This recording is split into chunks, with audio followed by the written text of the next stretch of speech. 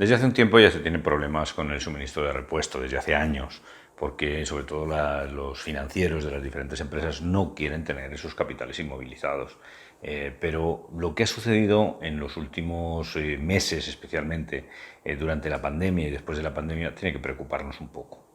Ya no es tan sencillo abastecerse de repuesto, pero las instalaciones siguen siendo las mismas que eran, siguen teniendo necesidades de repuesto. Así que corremos el riesgo de que podamos paralizar nuestra instalación porque nos falte una pieza que necesitamos, una pieza que incluso puede ser de bajo coste, pero también puede ser de alto coste, pero que nos paralice completamente nuestra producción. Así que vamos a ver un poquito algunos aspectos en diferentes vídeos que tienen que ver con la gestión del repuesto. Y en este en concreto vamos a hablar de una cosa un poco genérica, que son los tipos de repuesto que tenemos en una instalación.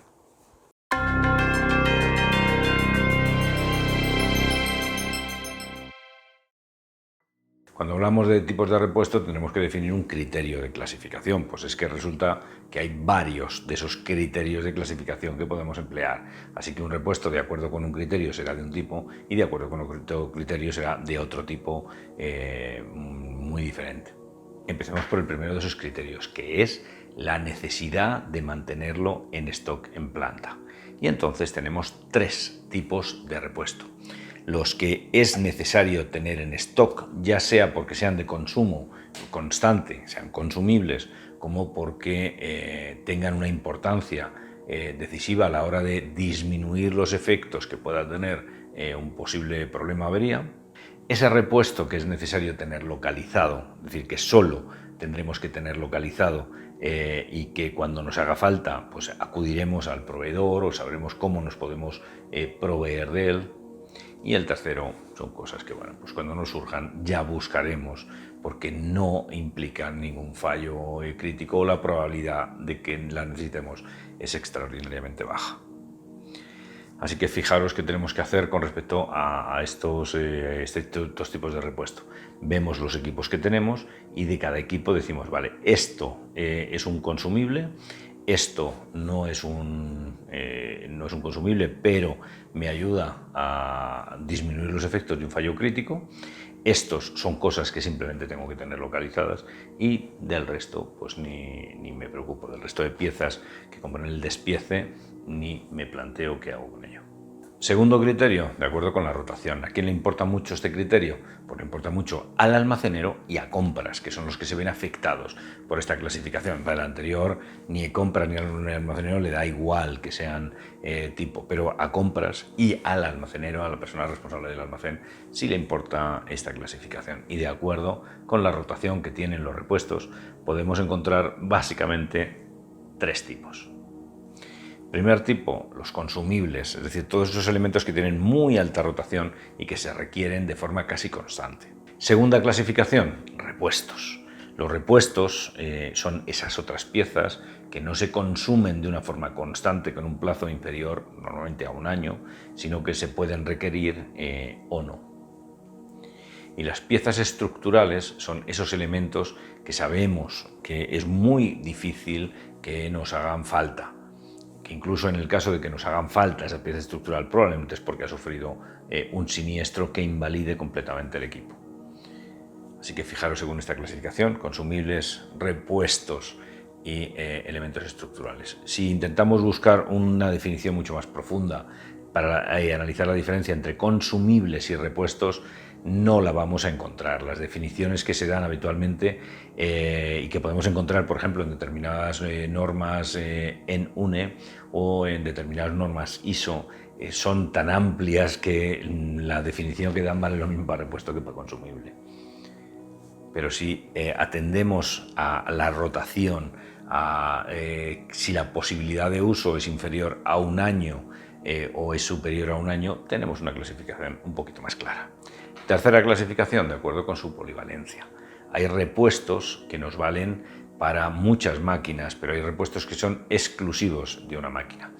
Entonces, de acuerdo con este criterio, ¿cuáles son los tipos de repuesto? Repuesto específico, repuesto genérico. ¿A quién le importa esta clasificación? Bueno, pues le importa mucho, desde luego, al almacenero, porque tendrá que pensar dónde coloca esas cosas que pueden valer para muchas máquinas y dónde coloca eso que vale para una máquina. Pues claro, una pues tendrá que ponerlo en estanterías genéricas, pues no sé, ferretería, electricidad, estanqueidad, etc. Y en cambio las otras tendrán que colocar en estanterías específicas que tienen todo el repuesto de una determinada máquina. Cuarta clasificación, clasificación de acuerdo con el tipo de proveedor. Y así podemos tener básicamente tres tipos. Esas piezas que están suministradas por el fabricante y son por tanto piezas originales, las piezas equivalentes a los originales pero que no están suministradas por el proveedor del equipo, sino que son o bien piezas equivalentes o bien piezas que, siendo las originales, no son piezas que provengan del proveedor de equipo original. Y por último tenemos las piezas a medida. Esas piezas son piezas que se fabrican pues, de acuerdo con un plano, de acuerdo con una especificación, incluso de acuerdo con unas técnicas de ingeniería inversa en el que tenemos la pieza, hacemos a partir de la pieza el plano y a partir del plano volvemos a fabricar una nueva pieza.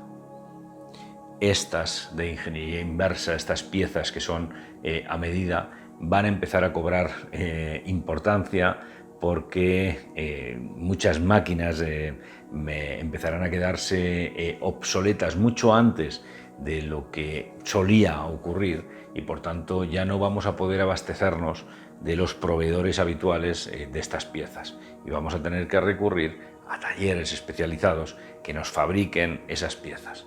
Me estoy refiriendo fundamentalmente a piezas de naturaleza mecánica. Quinta clasificación, muy interesante esta clasificación, es de acuerdo con su función. Y de acuerdo con esta función tenemos por un lado elementos estructurales. En segundo lugar, elementos de transmisión de movimiento. En tercer lugar, elementos de estanqueidad. En cuarto lugar, elementos de unión entre piezas fijas y piezas móviles. Quinto lugar, elementos de transmisión, control, regulación de electricidad. Y sexto lugar, elementos de control y transmisión de señales electrónicas. ¿A quién le importa mucho esta clasificación? De nuevo al almacenero, porque va a tener que organizar su almacén de acuerdo, en ocasiones, con la naturaleza de las piezas. Y vamos a por el último de los criterios de clasificación, de acuerdo con su preensamblaje. Y de acuerdo con este criterio vamos a tener dos tipos de repuesto. Las piezas individuales que no van preensambladas, elimino la pieza que quiero sustituir y la sustituyo por la pieza nueva. Y los kits de rotación. Un kit de rotación es todo un conjunto de piezas que ya vienen preensambladas y probadas.